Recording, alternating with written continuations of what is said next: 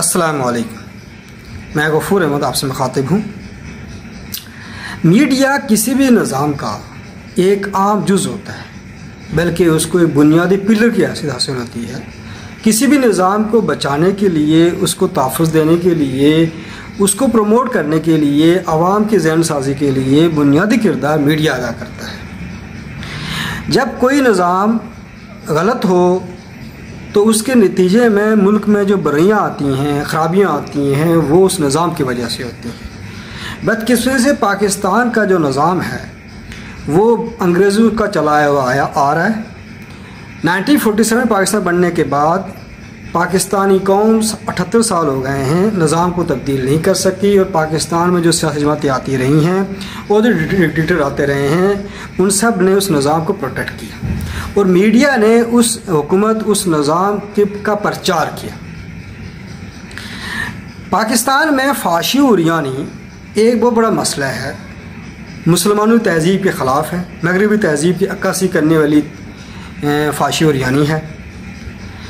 लेकिन मीडिया का ये दोहरा मेयार है कि उनके सहाफ़ी कुछ बयानबाजी करके अपने आप को ये साबित करने की कोशिश करते हैं कि हम बहुत मुहब्बे वतन हैं, हम बहुत इस्लाम के हमायती हैं। ऐसे ही अंसार अब्बासी साहब हैं, एक सहाफ़ी हैं, जंग और जियो ग्रुप से उनका ताल्लुक़ है। द न्यूज़ में वो आर्टिकल लिखते हैं, जंग में भी कॉलम लिखते हैं। उन्होंने एक बयान जारी किया है ट्विटर के ऊपर। वो कहते हैं कि मीडिया फाशी और यानियत फैलाने का सबसे बड़ा ज़रिया बन चुका।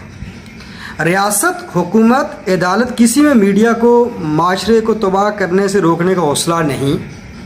इसलिए पाकिस्तान की खामोश अक्सरियत को मीडिया के इस मनफी किरदार के ख़िलाफ़ बोलना चाहिए, इससे पहले कि बहुत देर हो जाए। अंसार अब्बासी साहब से गुजारिश की जाती है कि ये जो मीडिया है वही करता है जो निज़ाम इसे कहता है। रियासत हो या हुकूमत हो या अदलिया, वो निज़ाम के ताबे होते हैं और इस निज़ाम के पिलर हैं, प्रोटेक्टर हैं। रियासत, हुकूमत और अदलिया इस निज़ाम के पिलर हैं।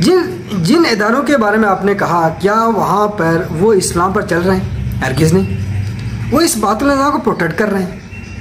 और आप मीडिया में एक फ़र्द होकर ये आवाज़ बुलंद करते हैं कि ये मीडिया को रोका जाए, तो कैसे हो सकता है?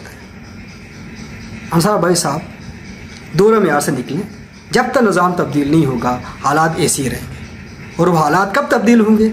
जब पाकिस्तान में कोई दीनी जमात इक़्तिदार में आएगी। जनाब अंसार भाई साहब, आप इस निज़ाम के होते हुए कभी नून लीग का अलाकार बनते हैं, कभी तहरीक इंसाफ के अलाकार बनते हैं, और वक्त